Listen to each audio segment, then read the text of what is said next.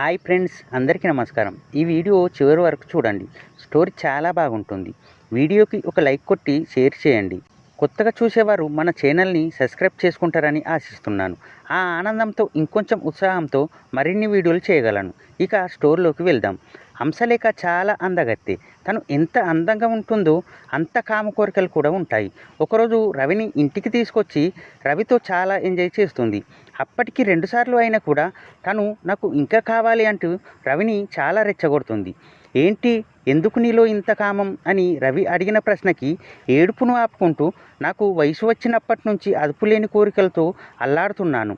నేను పూర్తిగా తృప్తి చెందకపోతే పిచ్చి పట్టినట్లు అయిపోతాను. ఆ సమయంలో ఏదైనా చేసి ఎలాగైనా సరే ఆ కోరికను తీర్చుకోవాలని అన్నంతగా పిచ్చి పడుతుంది. అది తీరకపోతే నా నరనరల్లో మెలిపడుతున్నంత బాధతో అల్లాడిపోతాను.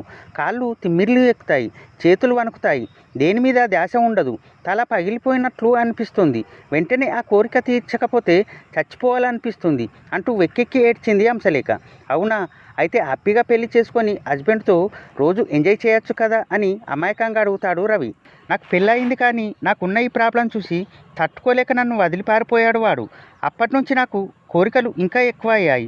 ఈ సంగతి వదిలేయ్, నువ్వు మీ ఇంటికి వెళ్లకుండా నాతోనే ఉండిపోతావా? నిన్ను అప్పిగా చూసుకుంటా, నీకు కావాల్సినవన్నీ చేసి పెడతా అంటూ బ్రతిమాలింది. అమ్మో, నాకు కుదరదు, నేను చదువుకోవాలి, మంచి జాబ్ తెచ్చుకొని అమ్మ నాన్నల్ని బాగా చూసుకోవాలి, ప్లీజ్ నన్ను వదిలేయండి అంటూ బెడ్ నుంచి పైకి లేచి ఫ్లోర్ మీద చెల్లచెదురుగా పడి ఉన్న తన బట్టలను గబగబా తీసుకొని వేసుకోసాగాడు. హంసలేఖ అలాగే బట్టలు లేకుండా పైకి లేచి అతని దగ్గరికి వచ్చి మళ్ళీ బ్రతిలాడడం మొదలుపెట్టింది. ప్లీజ్ నన్ను వదిలేస్తే వెళ్ళిపోతా అని షర్టు బటన్స్ పెట్టుకుంటూ అన్నాడు. పోనీ ఈ ఒక్క నైట్ ఉండవా నా కోసం, ప్లీజ్ కాస్త గ్యాప్ ఇచ్చి మళ్ళీ ఫుల్గా ఎంజాయ్ చేద్దామంటూ అతన్ని గట్టిగా కౌలించుకొని ముద్దులు పెట్టడం మొదలుపెట్టింది. లేదు, ఇప్పటికే లేట్ అయింది, ఇంటి దగ్గర అమ్మ నా కోసం ఎదురు చూస్తూ ఉంటుంది, కావాలంటే నేను రేపు మళ్ళీ వస్తాను అన్నాడు. సరే అయితే ఇప్పుడు వెళ్ళు, రేపు మరి తప్పకుండా వస్తావు కదా అంటూ అతన్ని వెళ్ళనిచ్చింది హంసలేఖ. ఓ సూర్ అంటూ బయటికి కదిలాడు రవి. అప్పటిదాకా వాళ్ళిద్దరిని గమనిస్తున్న ఆ 2 కళ్ళు కూడా అక్కడి నుంచి కదిలాయి. ఆటోలో హంసలేఖ అందాలను చూసి పిచ్చెక్కిపోయిన ఆటో డ్రైవర్ శంకరం ఎలాగైనా ఆమెను పొందాలని ఆశపడ్డాడు. ఆమెపై కన్ను వేశాడు. వాళ్ళిద్దరినీ హంసలేఖ ఇంటి దగ్గర వదిలిన తర్వాత అతను అక్కడి నుంచి వెళ్ళిపోకుండా తన ఆటోని పక్కనే పార్కు చేసి వాళ్ళకు తెలియకుండా ఆ ఇంట్లోకి ప్రవేశించాడు. లోపల వాళ్ళిద్దరి తతంగం అంతా విని కల్లారా చూసిన అతని మనసు గతి తప్పింది. అంత అందాన్ని అతను కూడా ఎలాగైనా అనుభవించాలి అన్న కసి పెరిగింది అతనిలో. దానికోసం మనసులో ప్లాన్ రెడీ చేసుకున్నాడు. అతను ఒక్కడే ఆమె ఇంట్లోకి వెళ్తే హంసలేఖ అర్చి ఎక్కడ గొడవ చేస్తుందో అన్న భయం కలిగింది. అందుకే తన తోటి ఆటో డ్రైవర్లను తన స్నేహితులైన బాసాకి, సుందర్కి కాల్ చేశాడు. వాళ్ళకి విషయం చెప్పి వాళ్ళని అక్కడికి త్వరగా రమ్మని తొందరపెట్టాడు. హంసలేఖ అందాన్ని తమ కూడా అనుభవించాలి అన్న కోరికతో వాళ్ళు కూడా వేగంగా ఆటో నడుపుకుంటూ కొన్ని నిమిషాల్లోనే అక్కడికి వచ్చారు. స్నేహితులిద్దరూ అక్కడికి రాగానే వాళ్ళు ముగ్గురు బాగా చీకటి పడే వరకు అక్కడే వెయిట్ చేశారు. నగరం అంతా చీకటిగా మారిన తర్వాత వాళ్ళు ముగ్గురు ఒకరి తర్వాత ఒకరు చిన్నగా ఆ ఇంట్లోకి ప్రవేశించారు. బెడ్ మీద హాయిగా నిద్రపోతున్న హంసలేఖని ఆకలిగా చూస్తూ శంకరం తన ఫ్రెండ్స్ని రమ్మన్నట్టుగా కళ్ళతో సైగ చేశాడు. వెంటనే వాళ్ళిద్దరు కూడా శంకరం పక్కకి వచ్చి నిల్చున్నారు. బెడ్ లైట్ వెలుతుళ్ళు పల్చటి నైటిలో కనువిందు చేస్తున్న హంసలేఖ అందాలను కళ్ళతోనే తడుముతూ ఒక్క క్షణం అలాగే నిలబడిపోయారు ఆ ముగ్గురు. తర్వాత భాష, సుందర్లు నెమ్మదిగా ఆ బెడ్ మీదకి పాక్కుంటూ వెళ్ళి హంసలేఖ చెరో పక్క చేరి ఆమె చేతులను బలంగా పట్టుకున్నారు. అలా చేతులు పట్టుకోగానే ఉలుక్కుపడి లేచింది హంసలేఖ. ఆమె నోరు తెరిచి అరిచేలోపు ఆమె మీద పడిపోయాడు శంకరం. ఒక్క చేతితో ఆమె నోటిని గట్టిగా మూస్తూ మరో చేతితో ఆమె ఒంటి మీద బట్టలు లాగేయడం మొదలుపెట్టాడు. అతనికి తన స్నేహితులు పూర్తి సహకారం అందించారు. మరుక్షణమే ఒంటి మీద బట్టలు లేకుండా మారిపోయింది హంసలేఖ. తన బలాన్నంతా ఉపయోగించి వాళ్ళ ముగ్గురిని వదిలించుకోవడానికి విశ్వ ప్రయత్నం చేసింది హంసలేఖ. కోపంగా వాళ్ళ ముగ్గురి వైపు చూసేసరికి ఆమె చెంపపై నాలికతో రాస్తూ, మంచి పొంగు మీద ఉన్నావు, పిటపిటలాడిపోతున్నావే హంస, చిన్న పొరడు, వాడేం తీరుస్తాడు నీ ఆకలి? మేము ఒక్కరం కాదు, ముగ్గురం ఉన్నాం. ఇప్పుడు నీ ఆకలి మొత్తం తీరుస్తాం, నీకు అంతులేని సుఖాన్ని ఇస్తాం, మా దమ్ము చూపిస్తాం, కాచుకో అంటూ బలంగా ఆమె మీద పడి తన బలమైన చేతులతో ఆమెను నిలువెల్లా నలిపివేయడం మొదలుపెట్టాడు శంకరం. అతని స్పర్శ తన శరీరానికి తాకగానే హంసలేఖలో కోరికలు గుర్రాలు మళ్ళీ పరగందుకున్నాయి.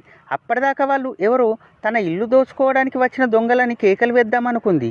కానీ వాళ్ళు తన ఆకలి తీర్చడానికి వచ్చిన వారని తెలిసి ఉత్సాహంగా వాళ్ళ ముగ్గురి వైపు చూసింది. ఆమె పెదవులను మూసి ఉంచిన శంకరం చేతిని తన నాలుకతో మృదుగా ముద్దాడసాగింది. ఇంకెందుకు లేటు అన్నట్లుగా తన ఎదభాగాన్ని బలంగా పైకెత్తి అతని చేతికి తాకించింది. ఆమె అలా చేసేసరికి వాళ్ళను విడిపించుకోవడానికి ప్రయత్నిస్తుంది అనుకున్నారు వాళ్ళు. కానీ హంసలేఖ కామంతో నిండిపోయిన అరమడుపు కన్నులతో అతని వైపు మత్తుగా చూసిందని తెలుసుకోలేకపోయారు. మన్మథరాజుని సైతం నిద్రపోనివ్వకుండా చేసేంత అందాన్ని చూస్తూ ముగ్గురు గుటకలు వేశారు. వాళ్ళ ముగ్గురిని చూసి ఆమె నవ్వింది.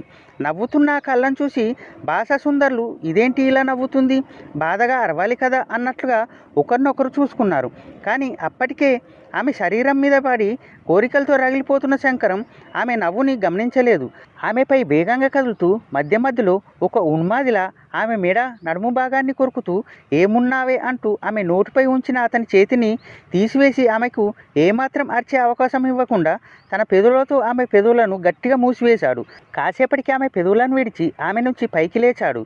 అతను తన నోటిపై నుంచి చేయి తీయగానే హంసలేఖ బిగ్గరగా నవ్వుతూ ఏదో దమ్ము చూపిస్తా, దుమ్ము రేపిస్తా అన్నావు, ఇంతేనని మగతనం అని వెటకారంగా అంది.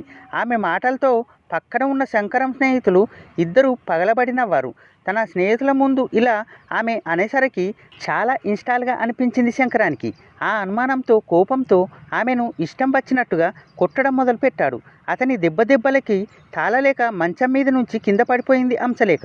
వేగంగా కింద పడడం వల్ల ఆమె ముఖానికి గాయమైంది. నోట్లో నుంచి రక్తం కారుతూ ఉంది. కారుతున్న రక్తాన్ని చేతితో తుడుచుకొని గాయం వల్ల కలిగిన నొప్పిని ఓర్చుకొని అతని వైపు అసహ్యంగా చూస్తూ నేలపై వేసింది. ఇదేనని మగతనం, ముందు నువ్వు మగాడివని నిరూపించుకో, లోపల నా కొడుక అంటూ నోటుకొచ్చిన బూతులు తిట్టింది హంసలేఖ. దాంతో శంకర్కు కోపం కట్టలు తెంచుకుంది.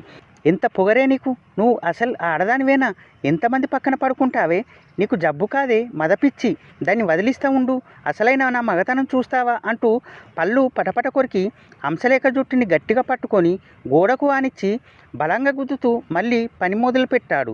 కాసేపటికి అలసిపోయి ఆగిపోయాడు.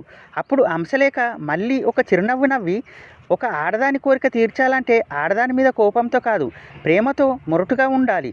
ఆడది తృప్తి పడితేనే తన కోరికలు తీరుతాయి, కానీ ఆడదాన్ని తృప్తిపరచడం ఎవరి వల్ల కాదు అని అంటుంది. ఆ రాత్రంతా వచ్చిన ముగ్గురిని సుఖపడుతుంది Hamsalekha. Thanks for watching. Video చూసి వెళ్ళిపోవడం కాదండి బాబు, సబ్స్క్రైబ్ చేసుకొని వెళ్ళండి, బెల్ ఐకాన్ ఆన్ చేయండి, ఎందుకంటే నేను పెట్టే ప్రతి ఒక్క వీడియో నోటిఫికేషన్ వస్తుంది. అలాగే లైక్ మరియు షేర్ చేయండి, కామెంట్ చేయడం మర్చిపోకండి.